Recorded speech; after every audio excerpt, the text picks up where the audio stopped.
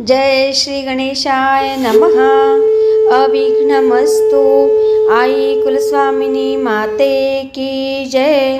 जय श्री गुरुदत्त श्री स्वामी समर्थ महाराज की जय. निशंक होई रे मना, निर्भय होई रे मना. प्रचंड स्वामी बळ पाठीशी, नित्य आहे रे मना, नित्य आहे रे मना. श्री स्वामी समर्थ महाराज. नमस्कार स्वामी भक्त हो. श्री स्वामी समर्थ महाराज यांचे एक भक्त गोपाळ बुवा केळकर उर्फ श्री प्रीतीनंद स्वामी कुमार यांनी शके 1818 श्री स्वामी समर्थांचे चरित्र म्हणजे बखर लिहिले आहे. ते स्वामी महाराज यांच्या जवळ असताना त्यांनी समक्ष पाहिलेल्या, तेथील सेवकांनी सांगितलेल्या तसेच ऐकलेल्या समर्थांच्या लीला त्यांनी मोडी लिपीत लिहिल्या आणि 1975 ही बखर प्रकाशित होऊन प्रसिद्ध झाली. आजपासून आपण ही बखर ऐकणार आहोत. सादर करीत आहेत सोनलताई. नमस्कार. श्री स्वामी समर्थ. जय जय स्वामी समर्थ. अवधूत चिंतन श्री गुरुदेव दत्त. श्री स्वामी समर्थ बखर कथा. कथा 105. वामनबुवास तांबूल प्रसाद. शके 1794 साली सिंहस्थात वामनबुवा बडोदकर हे नाशकास जाऊन नाशिक, त्र्यंबके वगैरे यात्रा करून श्री सप्तशृंगी देवीचे दर्शनास गेले. तेथे जगदंबेचे पूजनादी विधी आटोपल्यावर पुजारी भोपे यांस देवीचे मुखातील तांबूल प्रसाद मागितला असता भोपे पुजारी थट्टा करून उपहासात्मक छलक भाषणे बोलू लागले. अक्कलकोटचे स्वामी महाराज अवतारिक पूर्ण परब्रह्ममूर्ती असतील आणि त्यांचे चरणी तुमचे खरे प्रेम असेल तर तुम्हास जगदंबा मुखातील तांबूल देईल. हे भाषण त्यांचे बरोबर गेलेले पारमार्थिक विद्वान ब्रह्मचारी बुवा यांनी ऐकून जगदंबेची शास्त्रोक्त प्रार्थना केली. इतक्यात सप्तशृंग निवासिनी मातेच्या मुखातील तांबूल एकाएकी त्यांचे अंगावर पडला. तो प्रसाद घेऊन वामनबुवा व ब्रह्मचारी बुवा या दोघांनी प्रेमपूर्वक भक्षण केला. हा स्वामी समर्थ लीलेचा चमत्कार पाहून पुजारी भोपे विस्मित झाले. दुसरे दिवशी ते दोघे यशवंतराव महादेव देव मामलेदार यांचे दर्शनास सटाण्यास जाऊन मग नाशकास गेले. तेथे गंगा भरून घेऊन श्री क्षेत्र पंढरपूर येथे श्री पांडुरंगाचे दर्शन पूजनही केले. पांडुरंगावर ज्या दिवशी गंगा घातली त्यावेळी श्री स्वामी महाराजांची मूर्ती त्यांना तिथे दिसली. त्या काळी श्री स्वामींचे दर्शन एकनाथपंत बडवे व दादाजी मनोहर या दोघांस झाले. त्यांना फारच चमत्कार वाटला. आपल्या भक्तास सर्वत्र मीच आहे अशी स्वानुभवपूर्वक खात्री करून देणारे श्री स्वामी समर्थच आहेत असे दोघा बुवांस मनोमन पटले. पंढरपुराहून ते पादचारी अक्कलकोटास गेले. त्या दिवशी श्री समर्थांची स्वारी सेवकजनांसह पेठेत मोदी यांचे घरात विराजमान होती.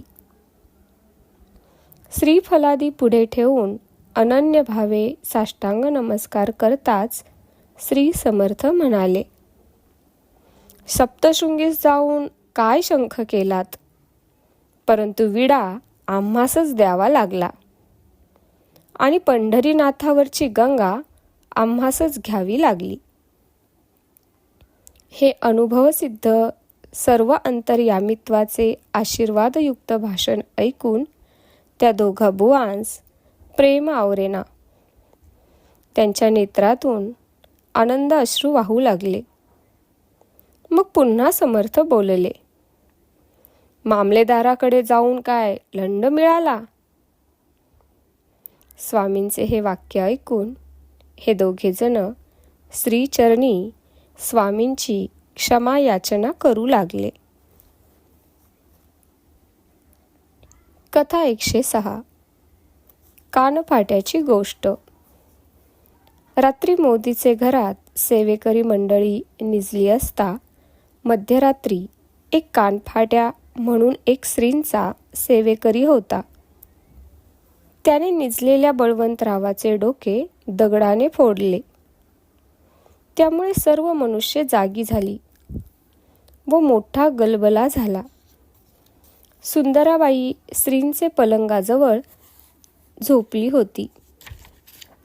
तिच्या पाठीवर लाथ मारली. गावात मनुष्य जाऊन पोलिसास घेऊन आले.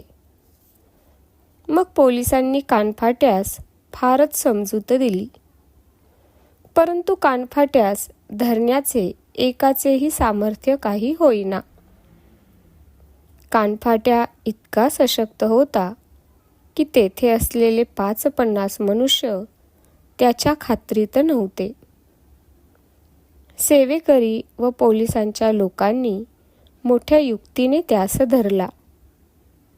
या गोष्टीच्या 2 दिवसापूर्वी त्याने विश्वनाथ बुवांचे डोके फोडले होते. असो, कानफाट्या श्री स्वामी समर्थ महाराजांची स्वारी कोठे जात असता महाराजांकडे तोंड करून उलटा चालत असे. तसेच डोकीवर पलंग वगैरे सामान 4-5 आसाम्यांचे ओझे तो घेत असे. हा काही दिवस स्त्रींची विष्ठा खात असे. ह्यावरून याची श्री स्वामी समर्थ चरणी पराकाष्ठेची निष्ठा होती असे वाटते. कथा 107. वामनबुवांनी स्त्रींच्या अंगावर गंगा घातली. शके 1795 मधील वैंद्य 11 चैत्र महिन्यात प्रातकाळी स्त्रींचे अंगावर वामनबुवा गंगा घालण्यास गेले व श्री समर्थ स्नानास बसले. चोळप्पा व सुंदराबाई त्यांना गंगा घालू देईनात. इतक्यात श्री समर्थ रागाने मोठ्याने बोलले की जैनास व बोडकीस काय भितोस, गंगा आणून घाल. स्वामी महाराजांची अशी आज्ञा होताच मग काय उशीर. त्यांनी लागलीच घागरभर गंगा महाराजांचे अंगावर ओतली. रेशमी भगवे वस्त्र महाराजांच्या अंगावर घालून पाया पडून ते बिऱ्हाडी गेले. सायंकाळी वामनबुवा कीर्तनास उभे राहिले. तो महाराज म्हणाले, फुकटचं कीर्तन कशास, नैवेद्याचा तर ठिकाणाच नाही. आणि मग दुसरे दिवशी त्यांनी नैवेद्य केला. कथा 108. एका बाईचा नैवेद्य स्वीकारला. एका ब्राह्मणाच्या बाईने श्रद्धापूर्वक स्त्रींस नैवेद्य आणला होता. बाई निर्धन असल्यामुळे तिची दाद कोणी लागू देईनात. ती लांब बसून स्त्रींचे चिंतन करीत, स्वामी महाराज माझ्या नैवेद्यातील 2 घास घेतील काय, अशी मनात प्रार्थना करीत बसली. इतक्यात श्री समर्थ दयाळू म्हणाले, भटणीच्या नैवेद्यास कोण आडवा येतो, माजलेले पायपोस खातील. अगं इकडे ये. असे म्हणून महाराजांनी तिला हाताने खुणविले. त्या सरशी त्या दरिद्री बाईने धावत पुढे जाऊन नैवेद्य महाराजांपुढे ठेवला. मग स्त्रींनी परम आदराने तो घेतला. धन्य ते स्वामी समर्थ. गरीब बिचारी बाई फार लांबून बसलेली असून तिची दाद कोणी लागू देत नव्हते. तथापि अंतरसाक्षित्वाने स्वामी महाराजांनी त्या बाईवर कृपा केली आणि ते बाईला म्हणाले, तुला खोडकर मुलगा होईल. हे वाक्य ऐकून बाईच्या पोटात आनंद मावेना. बाई विनंती करून बोलली, आजपर्यंत पुष्कळ सत्पुरुष मी पाहिले. हा मासला माझ्या दृष्टीस कधीच पडला नाही. आपल्या चरणकृपेने माझे पूर्ण समाधान झाले. बाईस वयाच्या 45पर्यंत पुत्रसंतान नव्हते. मग श्री कृपेने त्या बाईस पुत्रप्राप्ती झाली. हिला स्वामी महाराजांचे स्मरण झाले म्हणजे तिचा कंठ सद्गतीत होऊन ती प्रेमाने रडत असे. कथा 109. विनायक वासुदेव. मुंबईस विनायक वासुदेव म्हणून मोठे सरकारी अंमलदार होते. ते मोठ्या अधिकारावर असून इंग्रजीही पुष्कळ शिकलेले होते. श्री समर्थचरणी त्यांची पराकाष्ठेची निष्ठा होती. 2-4 वेळ ते महाराजांचे दर्शनास गेले. पहिल्या खेपेस ते निघाले त्यावेळी त्यांची आश्रित मंडळी मी येतो म्हणून सर्वजण त्यांच्या सोबत निघाली. सुमारे 200 मनुष्य बरोबर घेऊन अक्कलकोटास येण्याकरिता ते कडपगावच्या स्टेशनवर उतरले. पूर्वी राजवाड्यात वर्दी होतीच. राजाकडून बग्या, मेने, हत्ती, कारभारी, मानकरी, घोडे वगैरे सर्व सामानासह मंडळी कडपगावापर्यंत सामोरी गेली. त्यावेळी महाराज म्हणाले, हमको भी तट्टू भेजो, हम भी जाएंगे. असे म्हणून स्वामी महाराजांनी आज्ञा करताच महाराजांकरिता पालखी आली. मग त्यात बसून स्वामी महाराज अर्ध्या कडपगावच्या स्टेशन पावेतो गेले. महाराज दर्शन देण्याकरिता पुढे आले असे समजताच विनायकराव काका व त्यांचे कुटुंब यांस जो आनंद झाला तो गगनात मावेना. लगेच त्यांनी आपले वाहन सोडून पादचारी येऊन स्वामींचरणी साष्टांग नमस्कार करून ते नतमस्तक झाले. आनंद अश्रूंनी त्यांनी श्रींचे चरण धुतले. इतक्यात चलो गाडी हकालो असे महाराज बोलले. लागलीच गाड्या सुरू केल्या. बाकीच्या मंडळींस अक्कलकोटास गेल्यावर स्वामी महाराजांचे दर्शन झाले. असो, काकासाहेब 4 दिवस राहून महाराजांची आज्ञा घेऊन निघाले. तो शीघ्र शीघ्र शीघ्र असे समर्थ मोठ्याने बोलले. त्याचा अर्थ तेव्हा कोणास समजला नाही. काकासाहेब आज्ञेप्रमाणे शीघ्र कडपगावाकडे गेले. ते पाहताच तो मोठाच अनूर्थ गुदगरला. काकासाहेबांबरोबरची मंडळी जी काही पुढे गेली होती त्यात काही लहान मुले हत्तीच्या अंबारीत बसली होती. त्यावेळी आगगाडी नवीन असल्याने गाडीने शिटी मारताच हत्ती स्टेशनजवळ गेला होता तो एकाएकी सोंड वर करून बुजून रानात भडकला. काकासाहेब हे वर्तमान ऐकून फारच काळजीत पडले. त्यांनी श्रींचा धावा केला व आपणास शीघ्र शीघ्र असे जे महाराजांनी येतेवेळी म्हटले याचा अनुभव त्यांना आला. श्रीकृपे वाचून आपल्या हातून होणार तरी काय?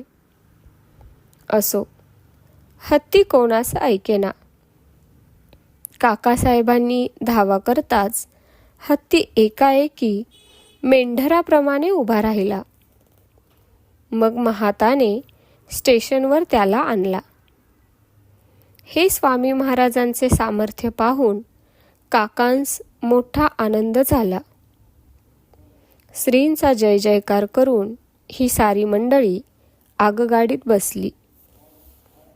पुन्हा एक वेळ काकासाहेब अक्कलकोटास आले असता एके दिवशी सकाळचे प्रहरी 9 वाजता श्री स्वामी समर्थ मंचकावर पडले होते. रावसाहेब ढवळे चौरी वारीत होते. शहाजी महाराज जवळच बसले होते.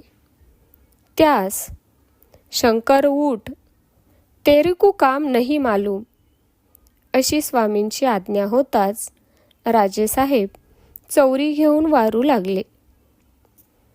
त्या दिवशी चोळप्पाने महाराजांस पितांबर नेसविला होता व अंगात भरजरीचा अंगरखा घातला होता.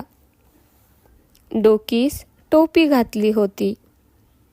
एकाएकी स्वामी महाराजांनी पितांबर फेडून डोकीपासून पायापर्यंत सर्वांगावर घेतला.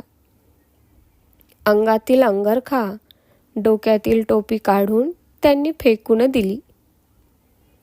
त्यावेळी महाराजांचे डोळ्यावाटे खळखळ पाणी आले व पंढरीचा विठोबा वाळवंटी असे स्वामी महाराज बहुत वेळा म्हणाले. महाराज त्या दिवशी दिवसभर उदास होते. यावरून सर्व भक्त मंडळींस आज काहीतरी अनिष्ट घडणार असे वाटू लागले. पण काय ते कोणाचेच लक्षात येईना. बिचारी भक्त मंडळीही त्या दिवशी उदास राहिली. काकासाहेबांस रजा नसल्या कारणाने श्री समर्थांची आज्ञा घेऊन ते निघाले. रात्री बार्शी रोड स्टेशनवर काकासाहेबांस बातमी कळाली की पंढरपुरास कोणी यवनाने पंढरीनाथास दगड मारून पाय मोडला. असे ऐकताच त्यांच्या मनात आले की श्री समर्थांनी काल जो खेळ केला आणि उदास राहिले तो हाच असावा. असे वाटून ते चकित झाले. श्री स्वामी समर्थांची अगम्य लीला आहे असे सर्व मंडळींना म्हणून स्वामी नामाचा जय जयकार करीत ते मुंबईस परतले. त्रैलोक्यात काय खेळ होत असतो त्याचे खेळ ते हमेशा अक्कलकोटास करीत असत, परंतु ते कोणाचे लक्षात येत नसत. एखादा खेळ एखाद्या वेळेस अनुभवास येई. असो, काकासाहेबांनी मुंबईस महालक्ष्मीच्या टेकडीवर श्री स्वामी समर्थांचा चांगला मठ बांधला आहे. तेथे पादुकांच्या पूजेकरिता दरमहा 15 रुपयांचा एक ब्राह्मण ठेवला आहे. कथा 110. ब्राह्मण स्त्री जानकीबाई. बडोद्याहून एक जानकीबाई म्हणून कऱ्हाड्या ब्राह्मणाची बायको स्वामींचे दर्शनाकरिता अक्कलकोटास आली. तिचे सोवळे इतके कठीण होते की बाईचा पाय भूमीवर पडणे कठीण. जिकडे तिकडे तिला ओवळेच दिसे. ती नैवेद्य घेऊन श्री महाराजांकडे चालली असता वाटेत तिला विंचू चावला. परंतु तिच्या नैवेद्यास कोणाचीच अडचण आली नाही. कशी तरी धडपडत ती महाराजांपावे तो गेली आणि स्वामी महाराजांस नैवेद्याबाबत प्रार्थना करू लागली. तो आम्ही सोवळ्याचे अन्न खात नाही, तुझ्या नाटकवाल्या प्रिय पुरुषास हे ताट नेऊन दे.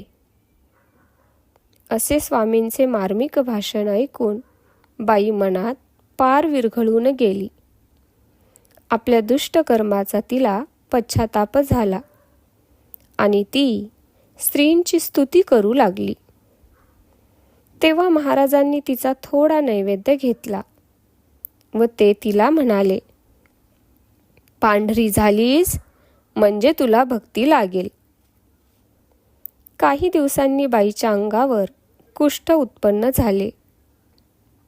श्री समर्थांचे वचन ब्रह्मदेवासही अशक्य करण्याचे सामर्थ्य नाही.